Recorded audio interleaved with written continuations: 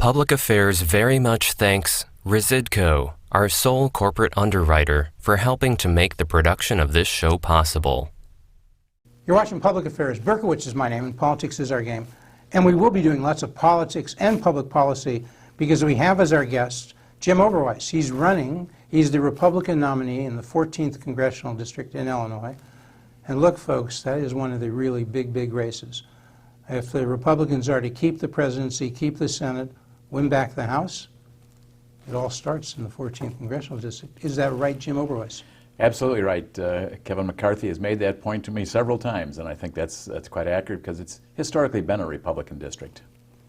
Jim Oberweis, the essence of him, we'll ask him, but my guess, look, there's a family dairy, but you took it to unforeseen places in terms of tremendous increase in new products, new services, restaurants. I don't think any of that was there originally in the dairy. It was delivering milk. Is that right?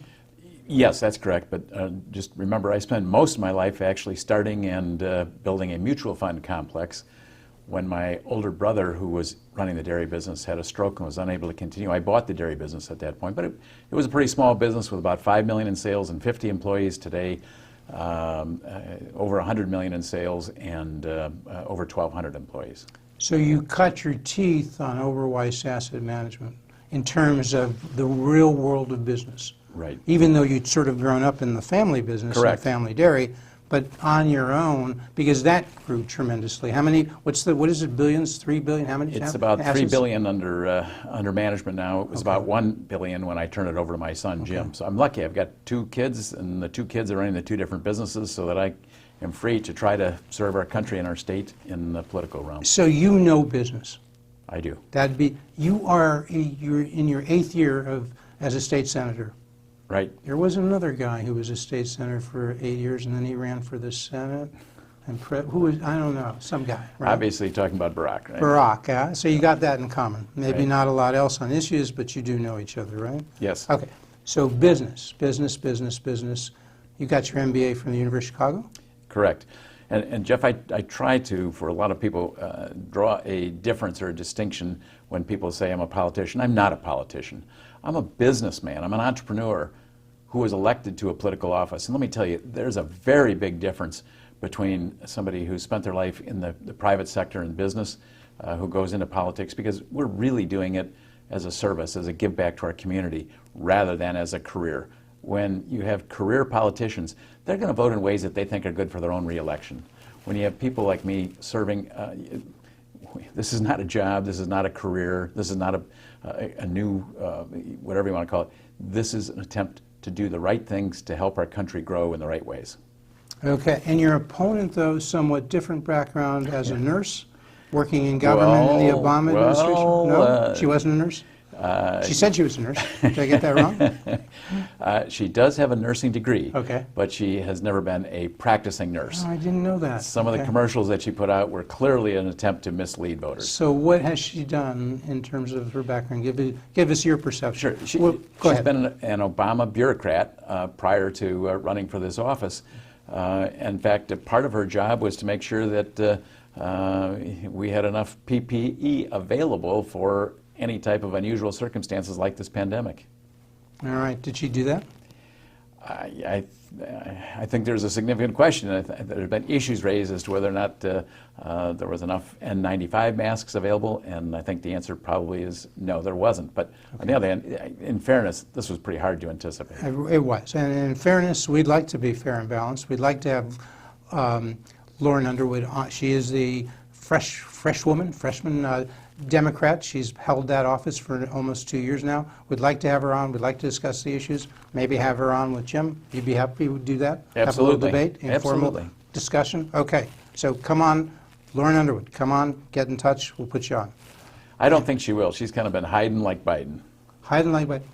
Let's get to some of the issues, because the real thing, the more things change, the more they stay the same. 28 years ago, Bill Clinton said, 1992, it's the economy, stupid.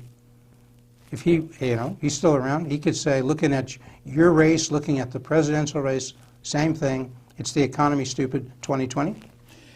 Well, there's no question that that's probably the #1 issue on a lot of people's minds. people are worried, people are concerned, too many people are losing their jobs. Obviously the economy is changing. And then we have the Pritzker-Madigan tax increase on the ballot for a constitutional amendment this year. I mean, that's crazy in my opinion. This is the absolute worst time for a big tax increase. Illinois is the only state in the nation that has lost population for the last 6 years in a row. Last year alone, I guess this year I should say, we've now lost something like 50,000 people moving to other states. And some of the Democrats claim, well, yeah, they're going for the weather. Well, guess what? The #1 state that people have been moving to is Indiana. Right. They're not going from Illinois to Indiana for the weather. Yeah, and there's just a recent study on that shows if you look at the 10 states that are doing well, 10 aren't. Weather has nothing to do with it. Governance has a lot to do with it. Right. Overregulation, all of that, which right. Illinois scores pretty low on, right? Of course. Illinois has been totally controlled by Democrats for, 30, 40 years. I mean, Mike Madigan is a speaker for, I think it's 34, the last 36 years. And now Mike Madigan, who's also the chairman of the state Democrat Party, is individual A in bribery investigation, and I think the FBI is certainly looking at him. Then the Democrat Party... This is the ComEd Exelon thing. Correct. That the speaker is implicated in. Correct. Because they've kind of had an agreement now with the government, with the U.S. Attorney, at least on the civil side, and have an agreement as to paying a large fine. And that... Commonwealth Edison paid the large fine of $200 million. Right, right. And Madigan's approach when other of his lieutenants like Arroyo or in the Senate, Marty Sandoval, or Tom Cullerton have been accused or indicted, it's been his position that they should step down from their leadership position, not necessarily resign from the Senate or the House. Well, we're calling on Mike Madigan to do the same thing. Step down from your leadership position, even if you don't step down from your position in the House. Speakership, because he's been there yes. for 33 of the last 5 years, the most across the country. Nobody anything like that right. in terms of power and longevity. Right, but of course he won't do that. And we've also called on my opponent, Lauren Underwood, to renounce the joint fundraising account that she has with Mike Madigan. I think it's called the Lauren Underwood Victory Fund, and it's a joint fundraising with the Democrat Party account controlled by Mike Madigan. And she's refused to answer that question in any way, as she has refused to answer so many other questions, including, if you remember, last year there were some emails that were leaked that showed that Madigan had tried to cover up an allegation of rape in Champaign.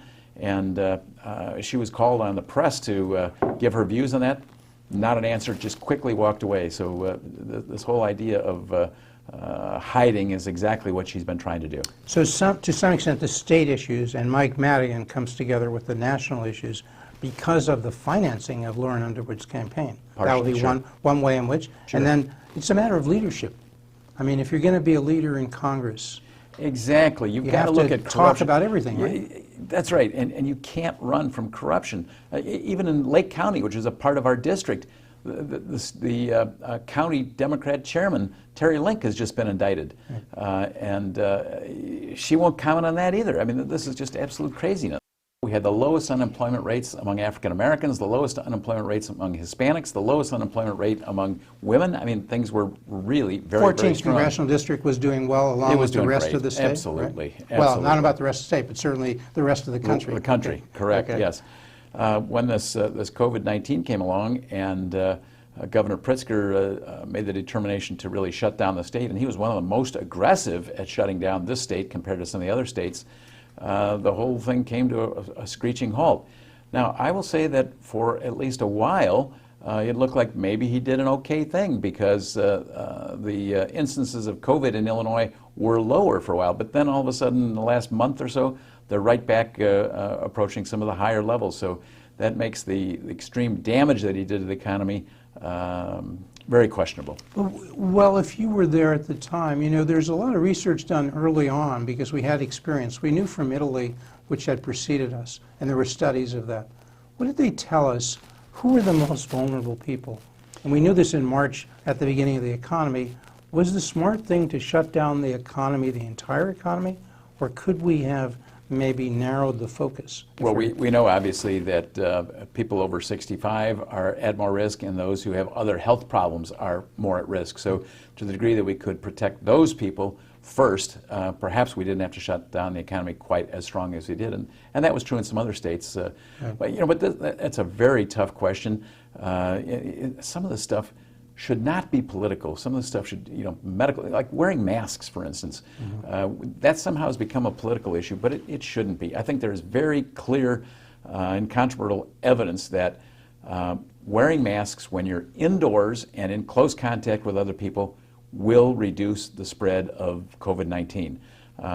Whether you're a Republican or a Democrat, we ought to all be making that effort to do that to help reduce the spread. But whether you're a Republican or a Democrat, shouldn't you have looked at the research, not only you, the people who were involved at that time? Sure. The governor of New York? Sure. Shouldn't he have known that nursing homes are particularly vulnerable because half the people who died in New York and most other states were in nursing homes? I think they did know that, but for some reason they didn't do the right things to protect those people. In didn't fact, Andrew, go ahead. They were even moving people back into the nursing homes when So they Cuomo knew did. they were Andrew sick. Cuomo did. He denies it now, but that was his policy. Yeah. Send people with COVID into the nursing homes.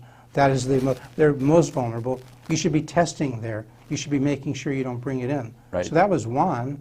Could we now, looking forward, could we now try to get people back to work, especially in the 20 to 50 range, where, as you point out, Sure. very few of these people are going to get seriously sick or die. So those people mostly could go back to work. Jeff, the big issue now, I think, is what do we do with schools?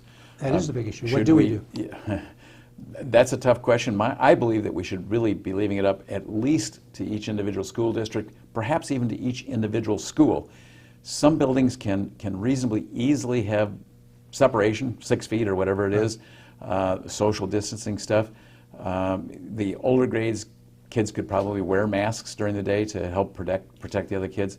And I think there's a lot of harm, a lot of damage done to kids if they aren't allowed the social interaction that they get in school, if they aren't allowed the face-to-face contact with teachers. So wherever possible, I would favor letting the kids go back to school. And by the way, at the same time, that allows some of the parents to go back to work that Right. might not be able to otherwise. And then you get into the whole idea of child care for younger kids and whether that should be open and allow those kids. And I think it should be. But I think we know enough about the disease today that if we're careful, we can allow smaller groups in child care facilities and things like that to allow parents to get back to work and to begin to grow the economy again. So we can get the people, as we said, 20 to 50 who are least vulnerable going back to work. If they have child care, they don't have to stay home and be their teachers to their kids. Right. Or they're the people who are basically giving daycare. Right. So the schools are doing that. But aren't the teachers' unions the major impediment? Yes, they are. Because here But in it's Chicago, for the kids. well, here in Chicago, the director of public health, they had a hybrid program, which was going to be half in-person Yep. learning and following the same things you outlined about. You did it half because that way you dealt with the space issue for Right. social distancing. Right. And this director of the public health in Chicago said that's just fine, that's all good, it's all healthy. And then the teachers union, CTU, threatened to strike, and then the mayor caved, and now they're doing no in-person learning. That's correct. Is that any way to run a railroad? I think seriously. the CDC has even said that Yeah. that they support Right. kids going back to school wherever safe and wherever possible. So where does your opponent stand on the schools? Does she agree with you? Let's get them back to. Let's get the kids back in school. Let's get the people back to work. I suspect she would stand with the teachers union. Do you think she would? But we're not sure because you haven't seen her, right? That's correct. Okay. So really, Lauren, come on here. We'll be fair. If you want to make that argument, or if we got it wrong, you're not for that, because the people of the 14th Congressional District, give people an idea where it is. Because let me tick off some of the towns, see if I got it right. McHenry, Woodstock, Huntley, Crystal Lake, Naperville, Aurora, Gurnee, Wakanda, all of those in the 14th? All of those or parts of all of those. That's what I meant. Yes. Parts of all of them. Yep. Any others that are big that I've left out that you want to mention? Well, certainly in the Fox Valley, I mean, St. Charles, Geneva, Batavia are all in the district, Antioch, Yorkville. Okay. We'll hope to get the program to many of these people. Give people an idea over here in Chicago, where geographically is this district? Roughly. Well, it's very strangely shaped. It's sort of like a big C surrounding the Chicago area. starting all the way at the Wisconsin border in the northern parts of Lake County, not all of Lake County, but then it wraps around almost all of McHenry County, most of Kane County, most of Kendall County, and smaller parts of Will County and DuPage County, and DeKalb County. The crime issue is really sort of intermeshed with the protests, with the looting, with the riots, with the defunding police, with Black Lives Matter. You're the leader. You're running for Congress. Sort that through for us. Look, what happened to George Floyd was horrific. Unfortunately, it's not the only time that that has happened. There have been several other instances over the last years that things like that have happened. However, this idea that because this has happened a few times, all police are bad, we got to defund police, I mean, this is insane. I strongly support the rights of people to protest or to march, to complain about what's happened, to try to help us make change in the right direction. But this idea that it's okay then to loot and to break into stores and steal things, that's completely wrong. And the idea that we shouldn't prosecute people who do that is crazy. And the only people that allow that or support that are those who really don't believe in the capitalist system. They're socialists or communists. They want to end our form of government in this country. And once again, we've called on Lauren Underwood to renounce the looters and rioters, and she will not take a stand on that. I mean, this is, everybody, again, this shouldn't be political. Everybody should be opposed to those who are breaking the law, breaking into stores and stealing things. And the really strange part of this is, I thought initially when I saw this on TV that this was people breaking into high-end stores on North Michigan Avenue. And I called my friend Pastor Corey Brooks, who has a church at 6620 South Martin Luther King Drive down in the Woodlawn Englewood area, a challenged part of Chicago. And he said, no, the same thing was happening there. They broke into every grocery store and every pharmacy in his community, and the people in that neighborhood could not get groceries. They couldn't get good food to eat. They couldn't get their prescriptions filled because all those stores were closed. And he did phenomenal. This is a great guy, by the way. He's one of the best people I've ever met in my life, Pastor Corey Brooks. He organized a food drive and set it up, and I drove a milk truck of milk in to support that and stood there for 3.5 hours giving away our milk. And they had vegetables, they had chicken, they had books for kids to read, they had Enfamil and Pampers for kids, and they took care of people in their neighborhood. They took care of 6,000 people in one day. So they were bringing grocery carts or whatever they could to get these products to take back to their homes. So it was tragic, and it's wrong, and Underwood has got to stand up and say this is bad. Have you heard anything from her? Again, we asked Lauren to come on the show because I don't know. I mean, of course Black Lives Matter. Of course. But the difference some people say to make is between BLM, Black Lives Matter, and the organization and the movement, which if you look, just Google it, you find the people in the leadership nationally tend to be socialistic, tend to be sort of anarchistic, tend to be Antifa. And raising funds for the Democrat Party, by the way. They act blue. Well, so some of this is political. It's sad. It shouldn't be, but it is divided that way. Yes. And so we need to know where Lauren Underwood stands because she is a Democrat. Where do the rating entities put Lauren Underwood as in terms of liberal, conservative? UCLA did a study, and last year she had the single most extreme voting record of any new member of Congress, more extreme than Omar or Tlaib or AOC, and that is really hard to do. That's quite an accomplishment. So she's beating the squad, so to speak. Fitting right in there, but even more so. That's correct. And this year she's been virtually 100% lockstep with Nancy Pelosi. Okay, so so Lauren, come on the show. Congresswoman Underwood, come on the show. If we got it wrong, if you think the rating entity got it wrong, if UCLA got it wrong, their institute, let us know. Okay, we're fair and balanced. I mean. So we've touched on a lot of domestic policy, and we've touched on the economy, healthcare. We haven't touched on foreign policy at all, and trade, and immigration. So let's see if we can do some of that. Sure. And we go to foreign policy and trade, they kind of come together with China.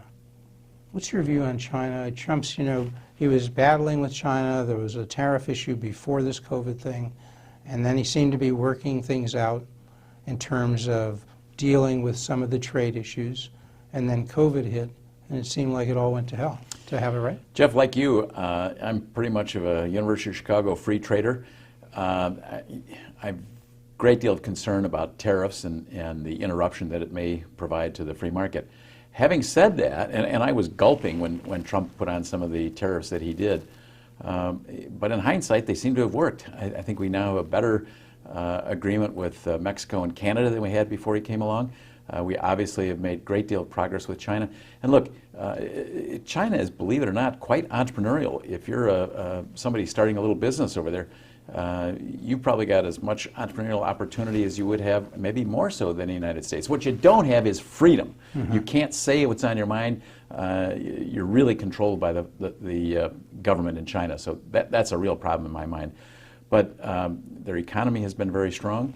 I think the concern that we have had is over intellectual property. It's pretty clear that in the past they have been doing a lot of things to, I don't know if steal is the right word, but take advantage of our intellectual property. Appropriate it without compensation, would that be fair? Yeah, I think that's true. In many cases, companies were required, if they wanted to operate in China, to provide that technology.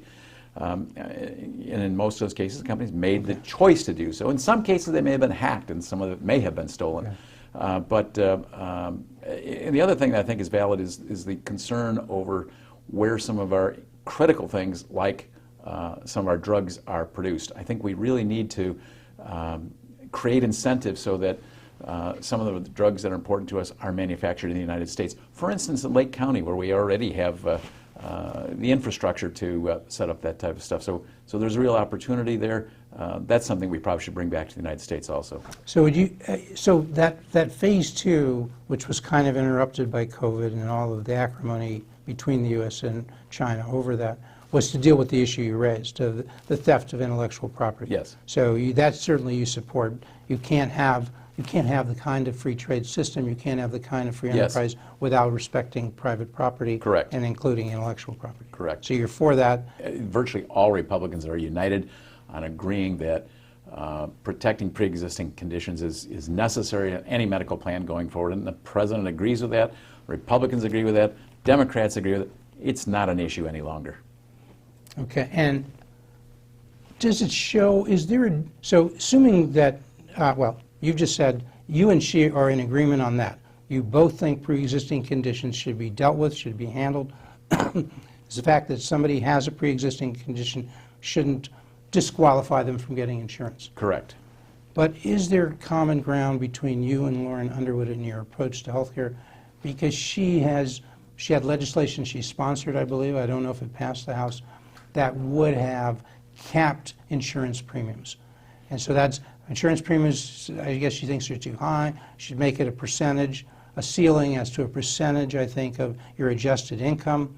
That would be one way to go. Sure. She Look, also, go ahead, what's your response to that? Would you do that? Her whole goal is to move more and more control to the government.